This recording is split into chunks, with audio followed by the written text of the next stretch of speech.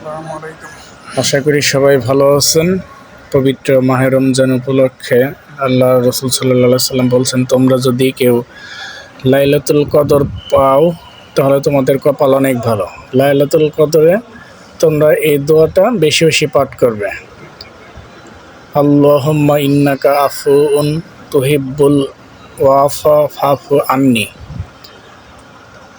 আল্লাহর নবী বলেছেন, তোমরা বেশি বেশি এই আয়াতটা পাঠ করবে। এই আয়াতের অর্থ হলো, হে আল্লাহ, আপনি ক্ষমাশীল, আমাকে আপনি ক্ষমা করতে ভালোবাসেন, অতএব আমাকে ক্ষমা করে দিন।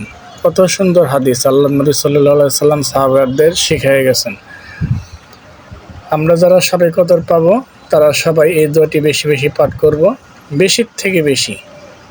সবসময় আমরা যাতে এই দোয়াটা পাঠ করতে পারি, আল্লাহ যেন আমাদের সেই তৌফিক দান করেন। এত সুন্দর একটি দোয়া হাদিসের মধ্যে বর্ণিত আছে। সবাই ইনশাল্লাহ এই দোয়ার প্রতি আমরা অবগত থাকব। বিশেষ করে 21শে রমজান, 21, 23, 25, 27, 29 লাইলাতুল কদর। আল্লাহ বলেছেন, তোমরা এই দিনগুলো লাইলাতুল তালাশ করো, ইনশাল্লাহ এর ভিতরে সফলতা কাম।